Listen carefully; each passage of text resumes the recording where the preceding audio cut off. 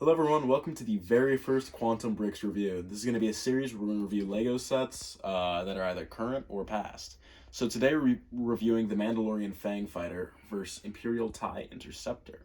So here's the box. You can see some awesome box art of the TIE Interceptor chasing and firing at the Mandalorian Fang Fighter. Over here we have the signal for the Mandalorian with the colored stripe. We have our 4 minifigures down there. On the back you see the Mandalorian Fang Fighter firing at the TIE Interceptor, along with the TIE Interceptor's pilot shooting at Din Djarin as his droid scurries away. Alright, so coming in the Fang Fighter, we have 2 minifigures. On the left, we have the Fleet Commander, the Mandalorian Fleet Commander, who comes with a thermal detonator, a pistol, a jetpack, his helmet, and his little visor here. Now, if you take the helmet off, he has 2 different faces. An angry kind of face and a very Dwayne The Rock Johnson-like face. If you want to make a Dwayne The Rock Johnson minifigure, I believe he'd be the perfect one for it. Now, he also has a secondary hairpiece that you can put on him, so he looks like that, like the guy from the movie. I think it fairly accurately portrays him, if this is the guy who we're thinking of. If not, then it's just some dude. And if it's just some dude, then, you know, whatever. Yeah, that's the Mandalorian Fleet Commander. I personally prefer to keep the helmet on, because it just looks better. But, you know, you can do it any way you want. Now, the next minifigure we have is Din Djarin. Din Djarin comes with a Darksaber, this typical, obviously, Din Djarin style with the Beskar armor, and a differently printed helmet, differently printed Beskar helmet, which doesn't look very good in my opinion, but I still believe it's an improvement, so that's what really matters. He also has, it's a majorly improved figure, he also has the actual Din Djarin face, which looks pretty good, no secondary face. He does have some back printing under this jetpack, but it gets covered up. Oh, he also has leg printing. Yeah, sorry. Leg, arm, looking pretty good. He's a good figure. All right. Then coming with the TIE Interceptor, we have 2 minifigures. We have this just average Imperial pilot, same one that came in the TIE Bomber, so it's really no different. Nothing too impressive. Some back printing, no arm printing, a little bit of leg printing there. Just a standard Imperial pilot. Nothing too special. And then we have this droid. I don't know the exact name of the droid, but it is an Imperial droid. No back printing. I don't know, arms, legs, what do you want to call these?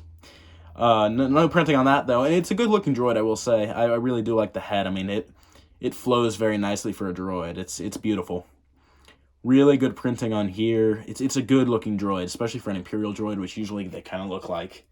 Just, can't lay him in there with all that, I think.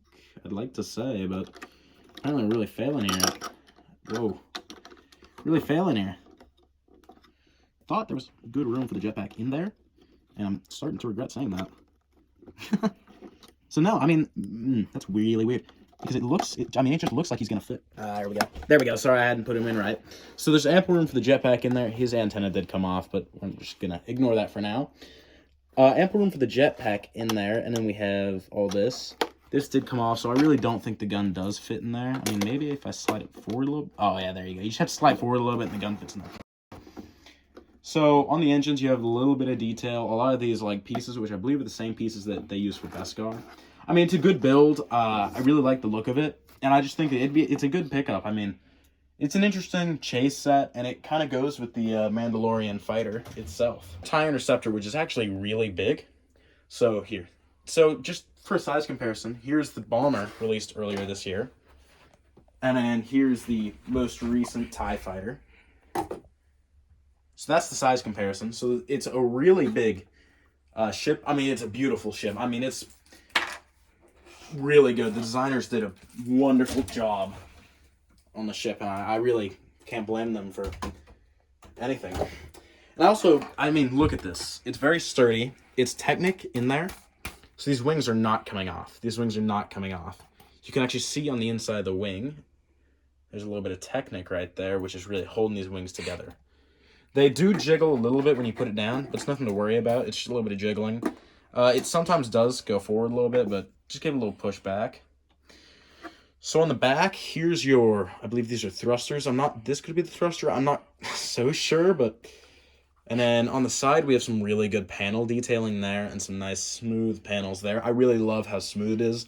And I feel like studs are always something good to include, but, you know, some people don't like studs. And you can take that out. I mean, there's pieces for all of this, I'm pretty sure. So There's no problem with that. Although this does get fingerprints really easily, which really kind of bugs me. I mean, there's kind of the print, if you look in the light, the print of the other pieces it was against or molded with. But yeah. So then on the cockpit, that's what the cockpit looks like. Which, for Thai standards, is a really nice looking cockpit. If you look at that. Then, so you sit your figure down in here. You can put his, I believe, I usually put their arms up when I put them in. And you just slide him on in there. I don't know if you can go from the top. It's really not much space. And then he kind of just sits in there, and he can't jiggle around much. So, like, if we... Oh, and then also this, sometimes it gets caught a little bit. You just have to kind of move it a little bit. He'll come out. He's just straight. So, I mean, it's really, really well-designed tie. I mean, really, really good detailing, really sturdy. Kind of reminds me of the Han Solo tie with how this is built out. Especially... And it's the same on the front and back. I mean... Yeah, also, there's these. There's a name for these. I think these are the tracking systems. But yeah, it's a very interesting set, and I think it's something that everyone should pick up. They're the guns, by the way. I think it's something that everyone should pick up, or at least get. Just, you know, it's an awesome set, and I have no regrets in purchasing it. But yeah, thank you for watching the very first Quantum Bricks review. I hope you all have a wonderful day, morning, evening, whatever time you're watching this, and I hope you all have a wonderful building experience building this beautiful set. Bye. Have a good day.